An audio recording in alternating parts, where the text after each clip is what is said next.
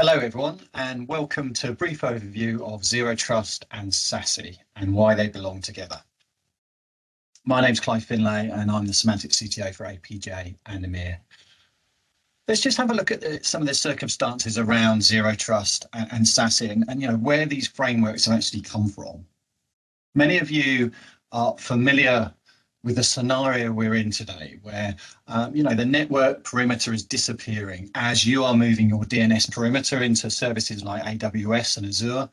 And of course, your workloads and your data are now residing in SaaS applications, whether it's something like Office 365 or file and sync services like Box. There's a plethora of SaaS services that you're now using in your business.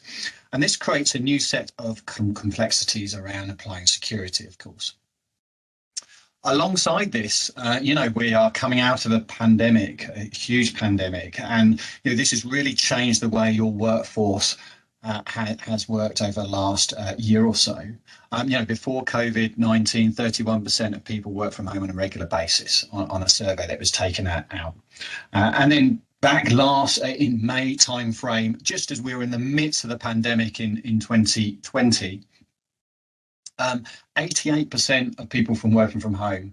And of course, this as a security team has added huge complexities and has probably, accelerated a lot of your digital transformation to enable those employees to work really effectively at home. And this has really as well created some challenges too, as you start to put visibility control over the applications and the data that's being used.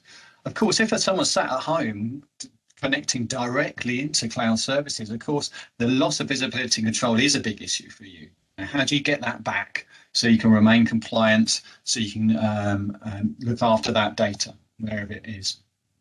How do you secure modern applications alongside legacy systems? Because you may well want to open up applications that are legacy corporate applications to employees sat at home. And one of the most common ways of getting access to internal applications, of course, is backhauling traffic via a VPN. Of course, this isn't scalable. And also, what's the point of hairpinning traffic back into your perimeter security data centers if the employee is then going to go directly out to a cloud application like Office 365? Far more efficient to put security in the cloud around that to avoid having to backhaul traffic. Something else we've seen in the Semantic Enterprise division is many more vulnerabilities in remote access tools. And of course, they're being exploited during the pandemic because it's such a single point of failure in those applications. So that's another challenge too. So this is where we come to the geo. How do you build a framework and a security ecosystem in this new world?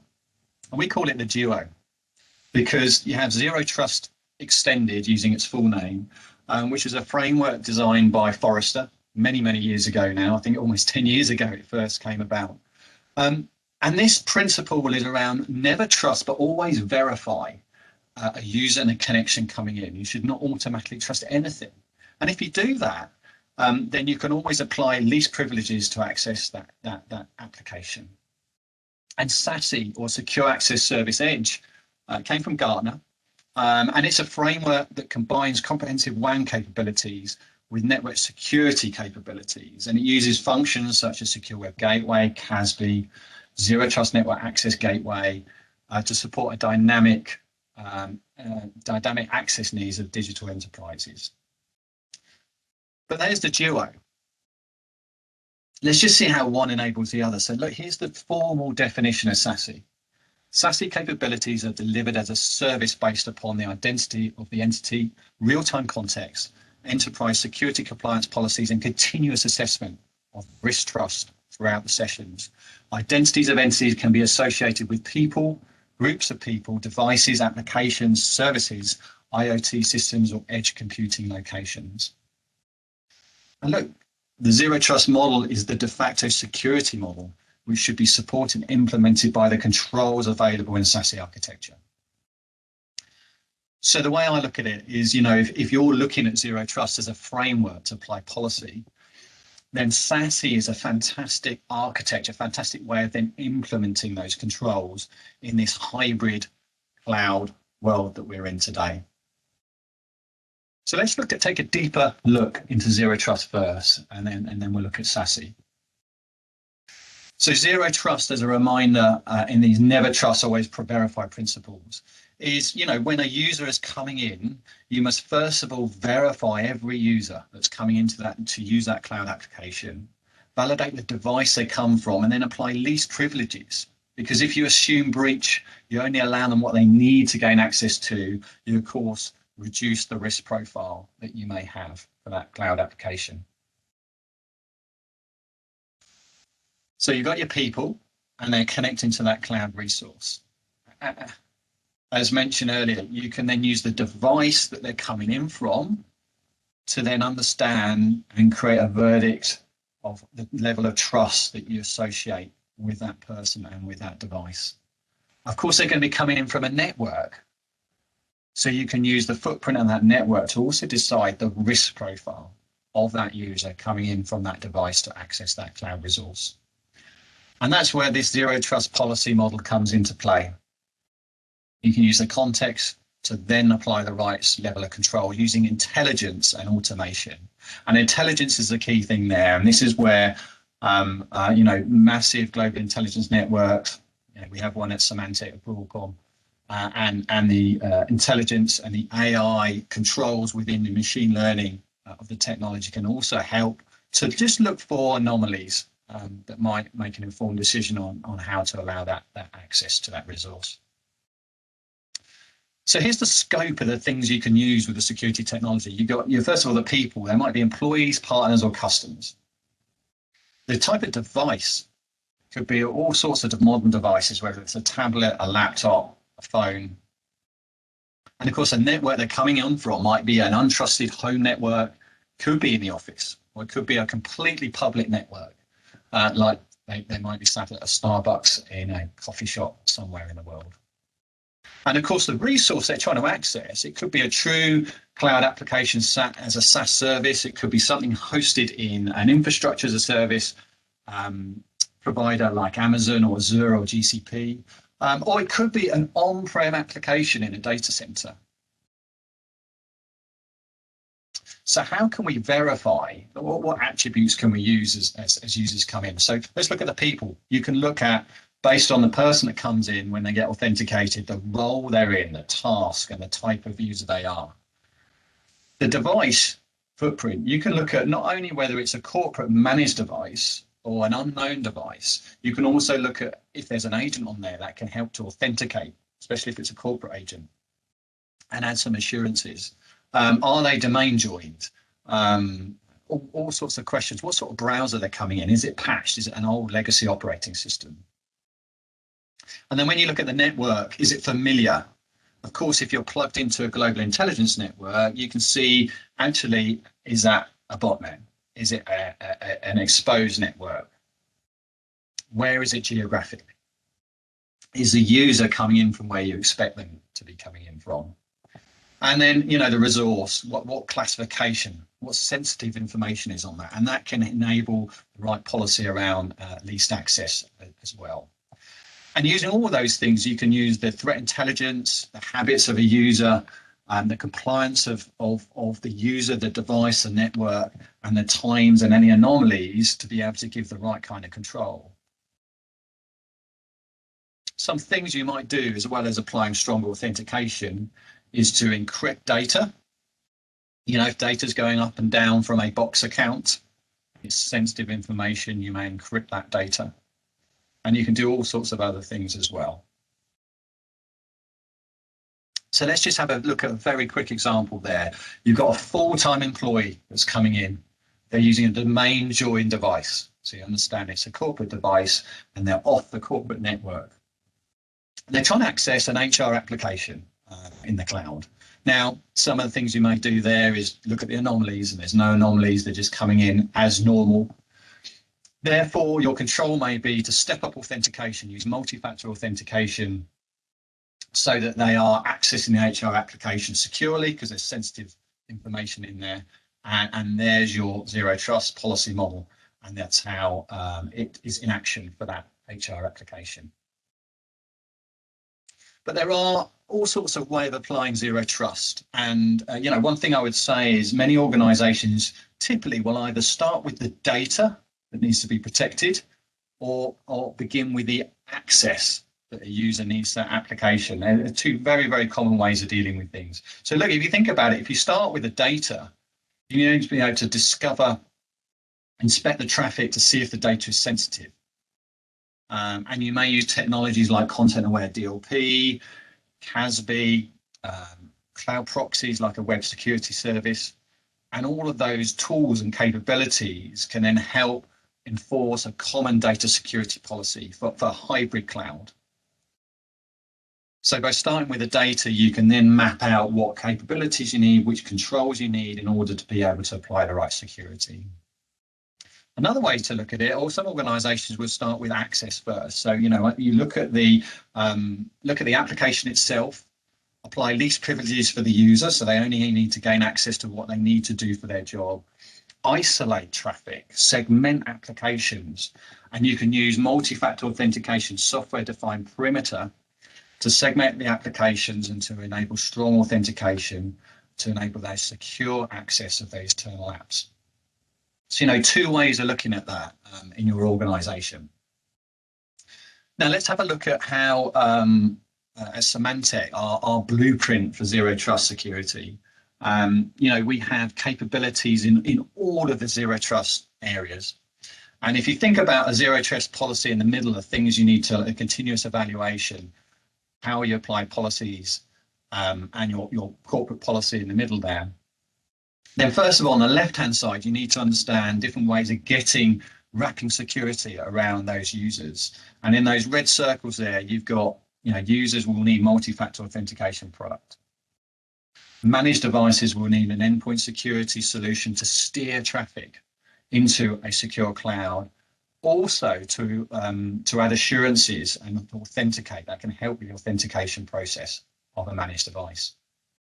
And the other technologies like a mirror gateway will allow bring your own devices to get redirected, they're going to cloud, into a secure cloud.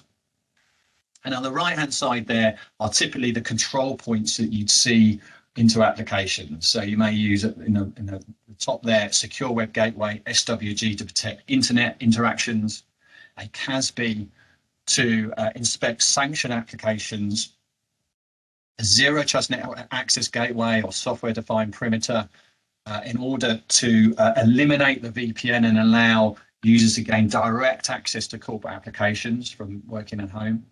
And you may have a secure email gateway solution as well to protect data loss and to protect email flow of traffic. So, you know, there's where we have capabilities in Symantec Enterprise Division around all of those control points on the right, ways of getting your traffic into the cloud or assuring it on the left. And in the middle there is our policy engine. Today, that policy engine is our DLP solution, which integrates with all of those areas. Tomorrow, there'll be a much more, there'll be a zero trust policy model, which can align with your corporate frameworks that you're applying. So we believe that there's huge benefits in having a platform approach because you can integrate those outcomes, reduce the complexity by having single vendor solutions and by unifying policy across on-prem and cloud. And that'll give you better visibility and audit compliance as well, if you need to. So in the last few minutes, let's just talk about SASE. And, you know, just talked about zero trust policy there. Now, SASE really does help to enable those zero trust policies. So, you know, we look at this as an architecture. And, you know, if you look at the way Gartner describes some of those components, you know, there's many components of SASE, but here are the top 10. From secure web gateway, you must decrypt traffic all the way down to sandboxing. You can read those off the middle there. And it's something that Symantec now at Broadcom focuses heavily and has market leading technology through 9 of those 10 capabilities there. The only thing we don't do is SD-WAN, and we partner with the top 8 technology vendors in that space. So there's the capabilities you require around SASE. Let's just sort of have a look at the platform that we have and how we think about the architecture behind this. And it's really think about SASE. This is an architecture, different different way of looking at that last zero trust capability slide I showed earlier on. So first thing you need to think about is, how do you get traffic into that secure cloud? And on the left in those red boxes, you may forward traffic from a proxy SG. You may have a SEP agent or a WSS agent to steer traffic. And once you've done that, you need to inspect SSL, decrypt the traffic, authenticate that traffic, and then typically in that grey box to the right in the middle there, you've got the capabilities of SASE that we saw on that last slide, whether it's applying DLP, threat compliance, risk analytics. All of those things need to be applied appropriately so that your user and your data is protected as they're going to those cloud applications on the right there. When I map on semantic capabilities, these are some of the product names and capabilities we have in the middle there.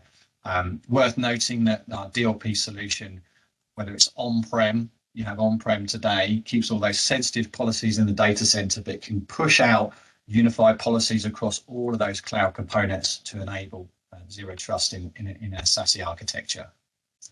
You may use need a cloud firewall service, advanced malware protection, all those different capabilities you can turn on and off up the SASE stack as you need it in a subscription-based model.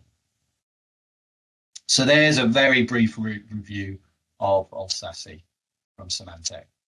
And it's really important to have it on a robust platform as well. And we partner with GCP in this area, and we treat GCP or Google Cloud Platform as our SASE platform in the middle there. So it means that as users are coming in from home, they'll visit the closest point of presence in GCP, so that if they're then accessing an application in a different geography, the huge Google private backbone will be used to take that traffic off the public internet and to take that traffic into that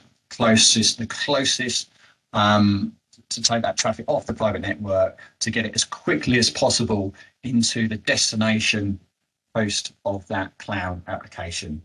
There's some massive benefits that we've seen and that you would utilize as a corporate benefit from unifying around GCP. One is, an improved set of infrastructure certifications across the globe, extremely stringent and in a way that they do certify across all those different countries. Of course, as you'd expect with any public IaaS platform, you've got the virtual limitless scalability, capacity, flexibility, all of those things.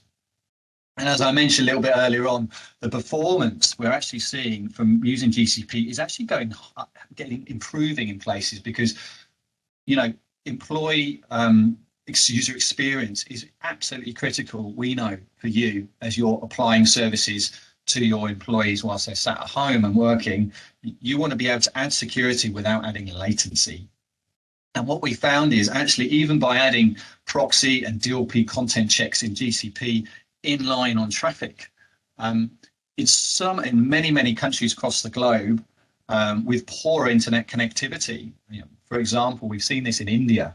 The user sat at home and they hit the closest Google POP.